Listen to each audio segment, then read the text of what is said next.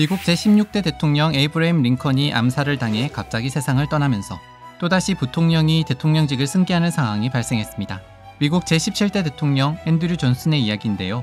초등학교도 못 나올 정도로 엄청나게 가난한 집에서 자랐지만 에이브러임 링컨에게 선택된 남자. 하지만 미국 역사상 처음으로 탄핵 재판을 받게 된 대통령이 되기도 합니다. 이번 영상에서는 미국의 제17대 대통령 앤드류 존슨에 대해 알아보겠습니다.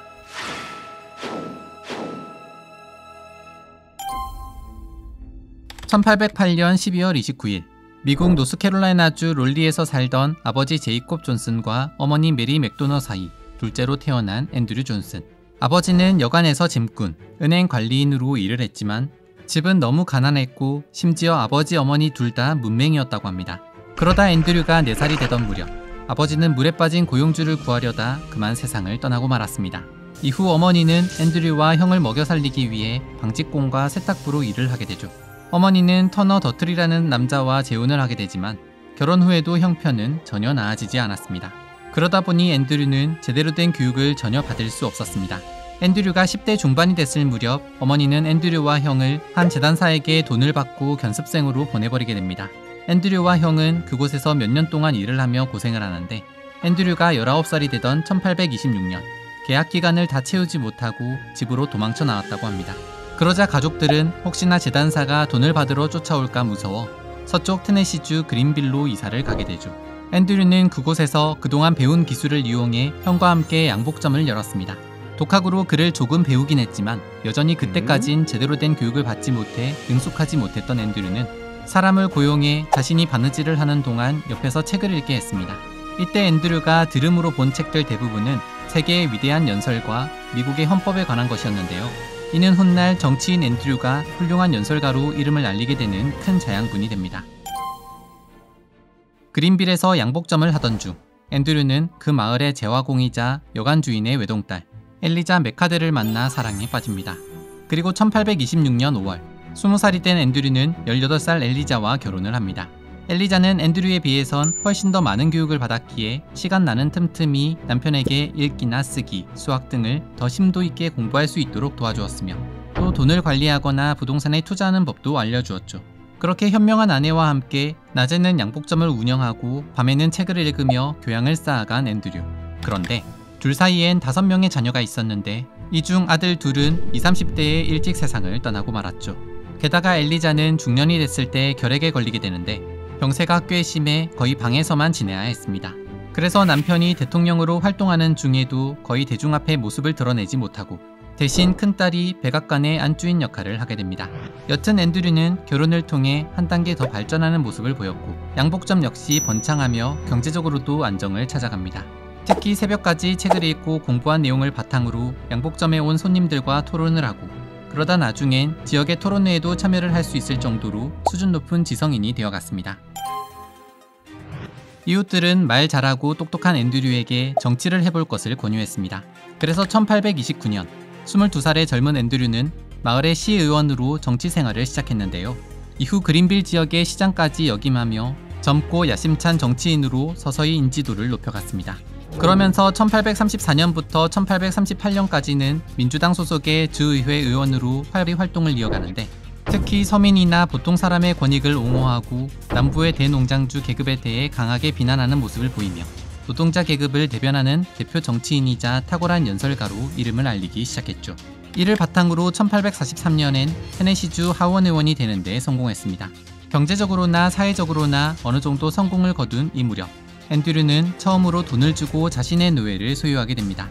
그리고 1853년엔 테네시주 주지사, 1857년엔 미국 상원으로 선출되며 정치인으로 승승장구했는데요. 그는 이 과정에서 자작농장 법안을 지지하며 빈곤층에게 무상으로 토지를 줘야 한다는 파격적인 주장을 하기도 하죠. 하지만 또 한편으론 도피노예법과 노예 소유권을 지지하며 전형적인 남부 정치인으로의 모습을 보여줬습니다.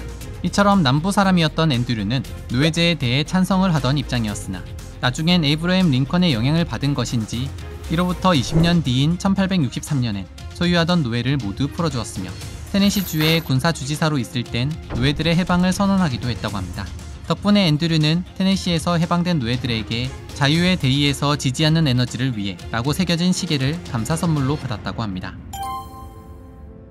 1860년 노예제 반대를 대표하는 정치인 에이브러임 링컨이 미국의 제16대 대통령으로 당선이 되자 남부의 상원의원들은 자리에서 물러나고 남부의 주들은 연방에서 탈퇴하는 초강수를 두게 됩니다.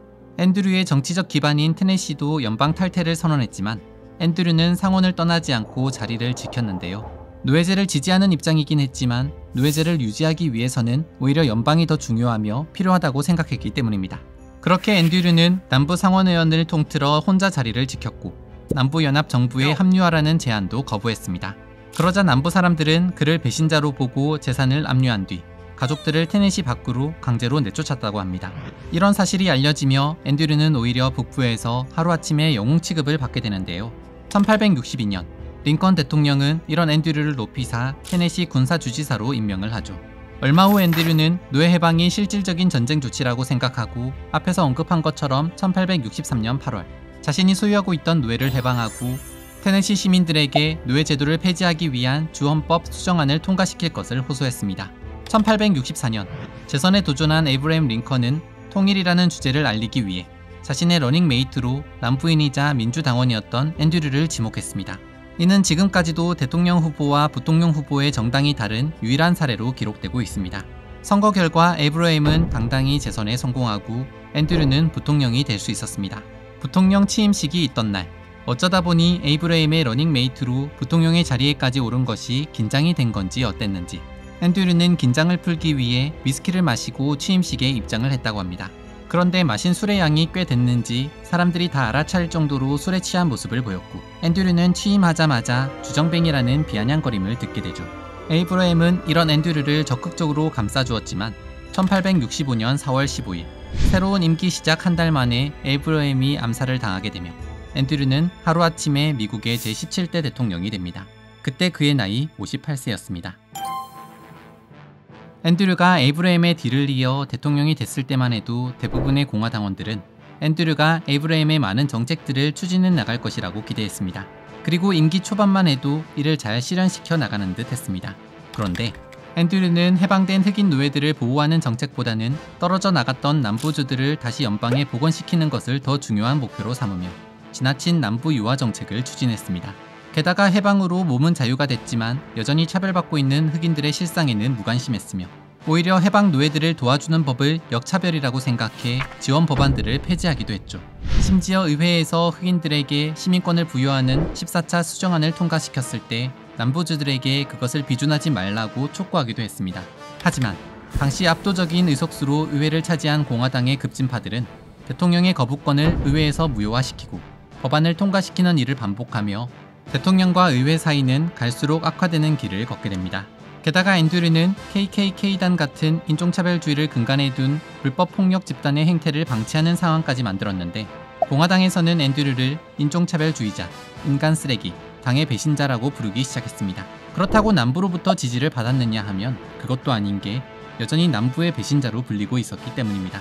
결국 앤드류는 어느 쪽에서도 지지를 받지 못하는 힘없는 대통령이 되고 말았죠. 그런 와중에 자신의 재건 정책에 반대하며 자신이 충성할 상대는 대통령이 아닌 의회라고 선언한 육군 장관 에드윈 스탠튼을 일방적으로 해고시켜버리는데요. 결국 1868년 2월 하원은 임기법을 위반하고 의회에 수치를 주는 등 11개 혐의를 이유로 앤드류를 탄핵하기로 결정했습니다. 이전에도 대통령 탄핵안이 나온 적은 여러 번 있었으나 탄핵 소추가 가결돼 상원까지 올라간 것은 이때가 처음이었죠. 당시 상원의원 중 공화당이 3분의 2 이상을 차지하고 있었기 때문에 모두들 앤드류가 탄핵이 될 것이라고 생각했습니다. 하지만 상원에서 불과 한 표 차이로 반대로 결정되며 앤드류는 가까스로 대통령직을 유지할 수 있었습니다. 그렇지만 이미 대통령으로서의 생명은 거의 끝난 거나 다름없는 상황. 재선은 도전조차 하지 못했고 후임으로 남북전쟁의 영웅 그랜트 장군이 취임하는 걸 지켜볼 수밖에 없었는데요. 앤드류는 취임식에도 참석하지 않고 테네시로 돌아가 버렸다고 합니다. 그런데 사실 그의 임기 중 이루어놓은 엄청난 성과가 있었습니다. 바로 러시아로부터 한반도에 7배나 되는 알래스카를 평당 2달러, 단돈 720만 달러에 구입한 것이죠. 또 몬로 독트린을 내세워 멕시코에서 집적되던 프랑스 세력을 몰아낸 것도 좋은 평가를 받고 있습니다. 참고로 고종 때 일어난 제너럴 셔먼호 사건이 바로 앤드류가 대통령으로 있던 시기에 일어난 사건인데 당시 평양 국민에 의해 상선이 불타고 결국 이로 인해 나중엔 식민양요가 발생하게 되죠. 이는 민간 상선인 제너럴 셔머노가 독단적으로 일으킨 만행이었다고 합니다. 1869년 3월, 앤드류는 백악관을 떠나 테네시로 돌아왔지만 이후에도 정치에 대한 그의 관심은 끊이지 않고 계속됩니다. 같은 해 열린 미국 상원의원에 출마한 것인데요. 하지만 여기서 낙선하고 1872년 하원의원 선거에 나갔다가 또다시 낙선. 그러다 결국 1875년 상원의원 선거에서 당선에 성공했습니다. 상원의원이 된 앤드류는 자신의 다음 대통령인 그랜트 행정부의 정책과 부패에 대해 반대하는 목소리를 내지만 얼마 지나지 않아 1875년 7월 31일 67세의 일기를 끝으로 뇌졸중으로 숨을 거두게 되죠.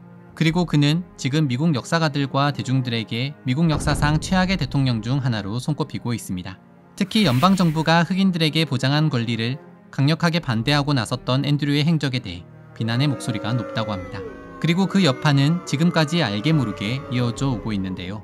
역사에 가정은 없지만 만약 에이브러임 링컨이 암살당하지 않고 계속 대통령을 했더라면 어땠을까? 어쩌면 지금의 미국과는 모습이 좀 다르진 않았을까 하는 생각이 드네요. 가난한 집에서 태어나 초등학교도 다니지 못할 정도로 어려운 시절을 보냈지만 이 모든 것을 극복하고 최고의 자리에까지 오른 사람. 하지만 전쟁 후 혼란스러운 미국을 제대로 끌고 가지 못해 최초로 탄핵 재판까지 받게 된 대통령. 지금까지 미국 제17대 대통령 앤드류 존슨에 대해 알아봤습니다.